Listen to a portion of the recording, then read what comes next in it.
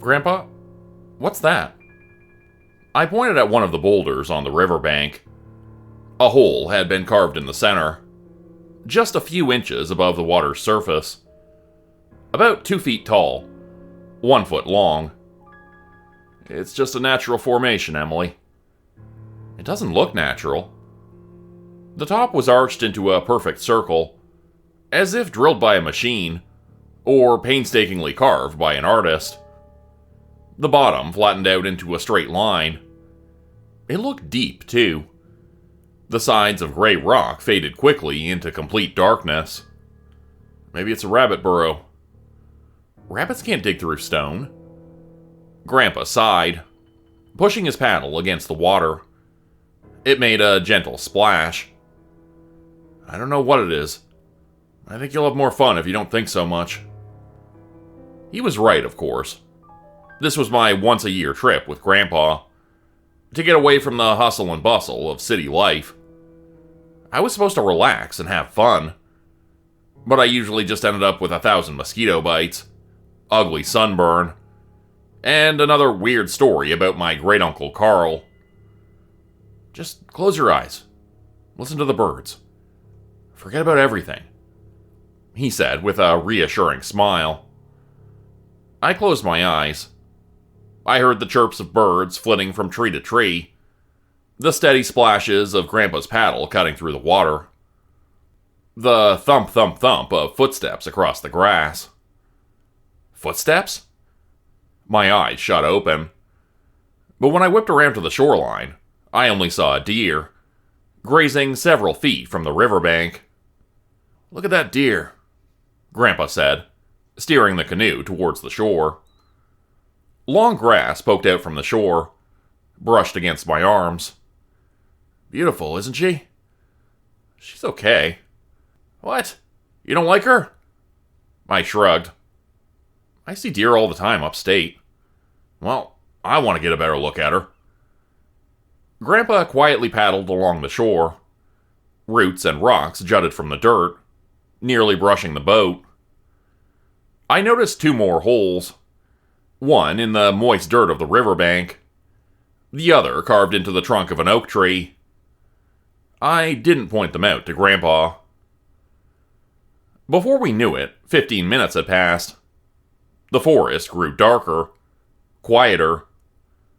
Gnarled trunks and branches stretched up to the sky, blotting out the sunlight. I turned to Grandpa. His brows were furrowed in concern. The deer was nowhere to be seen. Where are we? I asked. Don't worry, we'll just go back the way we came. But as we paddled against the current, none of the surrounding forest looked familiar. Grandpa pulled out his phone and squinted at the screen.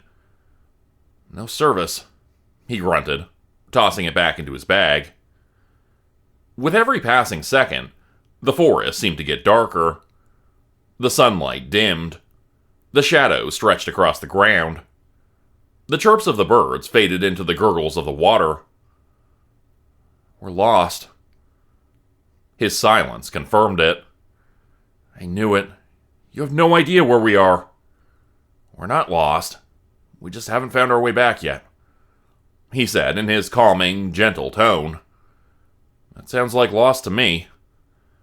Emily, he said, please, just relax. Enjoy this. Your time away from the city. You think I enjoy getting lost in the middle of nowhere? Getting eaten alive by mosquitoes? Hanging out with an old guy who doesn't even know how to use a smartphone? You know, Emily, when I was in middle school like you, we didn't have internet. We had... Just stop it, okay? I don't want to hear your stupid stories. I just want to go home. I stopped, hearing the sound of pattering footsteps. Fast, rapid, light. What was that? Just the deer, Em. But he looked concerned, scared. He paddled us towards the center of the river, watching the forest with wide eyes. I clung to my seat. What if it's someone watching us? I glanced into the canoe. We had no weapons, just oars and some half-eaten peanut butter sandwiches. Thump. The sound didn't come from the forest this time. It came from the bottom of the boat, as if we just tapped a turtle or scraped a rock. Did we hit something? More tapping sounds, soft and hollow from the bottom of the boat. Grandpa's eyes widened. Go, go! I grabbed the 2 small oars on the bottom of the boat. I plunged them into the water. The canoe cut through the current, racing across the surface as we both paddled. As the riverbank whooshed past us, I noticed more holes. In the soil, the trees, the rocks, staring back at us like dozens of eyes. Rapid taps sounded along the bottom of the boat, matching my pounding heart. I pulled the oars harder, faster. The water churned into white foam underneath me. Clunk. My paddle collided with something hard. I looked down to see something small and gray floating on the surface of the water, about 3 feet long and spindle-shaped. Splashes erupted around us. Fish? Birds? I thought. But when my eyes met Grandpa's, my heart plummeted. I'd never seen such a look of terror on my stoic grandfather's face. It's too late, he muttered to himself. Too late. The boat rocked furiously underneath us. Then it tipped. I plunged into the cold, dark water. No sight, no sound. Just cold blackness all around. I thrashed and swam blindly, until my head broke the surface. I took in a gasp of breath. Grandpa! I screamed. The canoe floated on the surface of the river, slowly sinking. Grandpa was gone. Grandpa! That's when I felt it. A light touch brushing across my leg, under the water. I yanked it back and screamed. The touch multiplied. I felt touches like tiny fingers brushing my shoulders, my back, my legs. Something tugged me under. Icy water filled my nose. I kicked and thrashed, mouth open in a silent scream. Something was pulling me down, down, down. Strong hands grabbed my shoulders. Then I was lying on the shore, flat on my back, gasping for air. Beside me was the canoe, pulled into the wet dirt and our bag of supplies. Grandpa leaned over me with an expression of horror cut into his face. Emily, are you okay? I think so. I pulled myself up. The cold wind blew against my drenched clothes, my wet hair. What happened? We need to get out of here. Motion caught my eye. I looked down. A short, flesh-colored creature dipped back into one of those strange holes, cut in the large oak tree. Some sort of hairless cat? Or weirdly colored lizard? Grandpa, what's going on? I asked. He didn't have a chance to reply. The tiny, pattering footsteps again. This time, from the entire forest surrounding us. Grandpa grabbed my wrist and yanked me forward. We ran over the grass, over the rocks. The tiny footsteps faded into the wind. The evening calls of birds and the low hum of crickets filled the air. Grandpa, what's going on? Nothing, was all he muttered back. After several minutes of running, we stopped in a clearing. Grandpa leaned over a boulder, his breaths coming out in loud wheezes. I tugged at my shirt, still ice cold against my body. The forest was silent and dark as night. Best for us to set up here. If we go any further, we'll just get lost. He pulled out the backpack strapped to his shoulders. We can go back for the canoe tomorrow. You mean we're going to spend the night out here? I have before. He roughly opened the bag and pulled out a few blankets, a pile of snacks, and a lighter. Good thing I decided to bring the waterproof backpack, huh? Here, get yourself into some dry clothes. He tossed me his spare shirt. I stared at him and felt the sting of tears. Your clothes are wet too, though. I'll live. He shouldered off his wet shirt and threw it into the dirt. Then he pulled the lighter out. A flickering orange flame appeared. Soon we had a small fire going. The forest flickered with the flames, as if it were moving itself.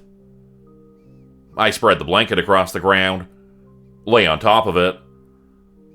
The rocks still bit into my back, and the soil still felt cold and wet.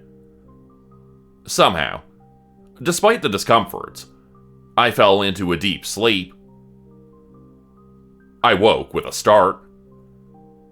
For a second, I didn't remember where I was, but then I felt the wet hair against my neck, the rocks cutting into my back. What woke me up? I wondered. But then I heard it. The chilling note of a flute, piercing the air. Then another, and another after it, piecing together to form a haunting, beautiful melody that rode on the wind like a lullaby. My eyes adjusted slowly to the darkness. An endless sea of black slowly became indigo sky, tangled branches, a scorched campfire. Listening to the melody, I yawned and rolled over. That's when I saw the feet. Small and fat like a child's, covered in thick, brown hair. I sat up, my heart pounding in my ears. I opened my mouth, but only a dry squeak came out. The humanoid figure took a step forward. It was about the height of a toddler, with all the wrong proportions. Long, stick-like legs, a flat, large face, thin patches of hair that covered its face and body, and it was missing a nose. I tried to scream again. Only a low hiss came out. It leaned forward. Cold drops of water fell onto my face. It opened its mouth and spoke. Come with us. Its voice was hushed and high-pitched, like the whine of a dragonfly. I backed away. The rocks cut into my hands. My feet tangled up in the blanket. There's only sadness for you here, it rasped. As it spoke, I noticed several short shadows, standing at the edge of the clearing, slowly closing in. Only sadness, boredom, heartache. Come with us. It lay a cold, damp hand on my shoulder that felt like a child's. No, I croaked. Get away from me. Those little black eyes turned from sympathy to fury. Tiny eyebrows furled, wrinkling a hairy forehead. The hand tightened its grip. You will come with us, it growled in a deep voice. The rest of them ran forward and closed in. Cold little hands grabbed my arms, my legs, my shoulders. And then they pulled. I slipped out of the blanket and skidded over the damp soil. Rocks scraped against my chest. They chittered excitedly among themselves, in a strange language that I couldn't understand. Warm, rotten breath wafted over my face. I took in a deep gulp of air. Grandpa! I shouted. Grandpa! A rustling sound from across the campfire. Then the flicker of an orange flame. I fell hard into the soil. The creatures scattered, disappearing into the shadows of the forest. Grandpa stood up. The orange light threw his face into harsh relief. He brandished it like a sword, walking through the clearing. With each whoosh, the shadows retreated. I couldn't tell if they were just shadows or some of them scampering back home. Finally, he stopped in the center of the clearing. They're all gone now, Emily. I ran over to him, buried my face in his shoulder. Grandpa, I'm so sorry for what I said to you. For everything. Shh. It's okay. What were those things? Moguei. I've never seen anything like them. I grabbed the blanket off the forest floor and wrapped it around my shoulders. They look so human. Almost like children. They're not human, Grandpa replied, with bite in his voice. Not human at all. He sighed and bent down to relight the fire. I thought we were safe. They usually don't stray this far from the water. But I should have known that they'd follow us. Why? The fire crackled to life. He sat in front of it, hands stretched out toward it. Do you remember those mushrooms I found in the woods last year? And you were terrified I'd poisoned myself by eating them? I nodded. I found them in these woods. What I didn't know is that they were planted by the Moguei. In the weeks after I took them, I found little footprints around the cabin. My stuff started disappearing. Garden tools, bags of birdseed, anything they could get their hands on outside my house. But they saw it didn't bother me. He looked up and gave me a small smile. So I guess they decided to try and steal the thing that means the most to me. I'm sorry, Grandpa. Don't be sorry. It's not your fault. I'm the one who took their damn mushrooms in the first place. He poked the fire. It sparked and flickered. Try to get some sleep, okay? I'll keep watching till dawn. Okay, Grandpa. I wrapped the blanket around myself, and after almost an hour, finally drifted into a deep sleep. In the morning, we headed back down to the river. The canoe was as we left it, dragged up onto the shoreline. As we got close, Grandpa's face fell. Where are the oars? Tiny footprints scattered the sand, around 2 oar-shaped imprints. Damn it, Grandpa muttered. Okay, we'll have to walk back, along the riverbank. Get back to the car. We'll worry about all this later. Let me just get my bag out. Grandpa grabbed the side of the canoe and began to lift. Grandpa, stop! I screamed. In the sliver of shadow underneath, 2 dark eyes glinted out, glinting with fury. Then the forest thundered with footsteps, much louder than yesterday. Small brown shapes darted out of holes in the trees, the rocks, the soil. Shadows converged on the horizon, darting between the trees, forming a crowd. An army. Run. Grandpa yanked me forward. We ran along the riverbank, my feet slipping over the stones and mud. The entire forest shook underneath us. We're not going to make it, I shouted. We don't even know where we are. We'll make it, he shouted back. The river roiled and churned. Dark shapes flitted underneath the surface, like enormous fish closing in on their next meal. We ran as fast as we could. My legs ached. My lungs burned. And then, suddenly, the forest cleared. We dove into the truck and locked the doors. I coughed and panted. Grandpa wheezed. He fished the keys out of his pocket and stuck them in the ignition. Then he turned to me. Promise me one thing, Emily. What? Don't tell your mother about any of this. Deal? Deal, I replied with a smile. A few days later, I left Grandpa's. I promised to visit him again over the holidays. A year was too long to wait. He gave me a tight hug, and Mom and I began the trip back to the city. Over the coming weeks, I tried to forget about the Moguei, but it was difficult. They lived in my nightmares and fears. Sometimes I woke up with the thump thump thump of their little footsteps still pounding in my ears. Sometimes I swore I could feel their warm breath on my face. One night in September, I woke from a particularly horrible nightmare. In it, I was back in the forest, sleeping in that dark, cold clearing.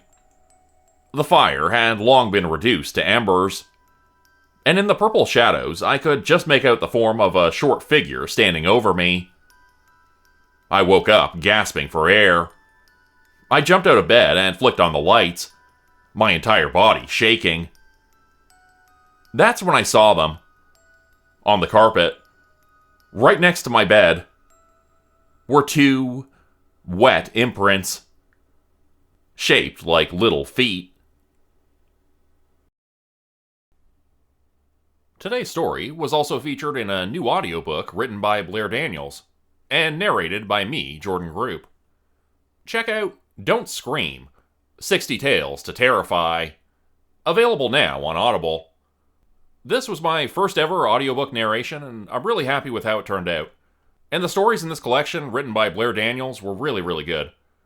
Scary and full of great plot twists and interesting characters.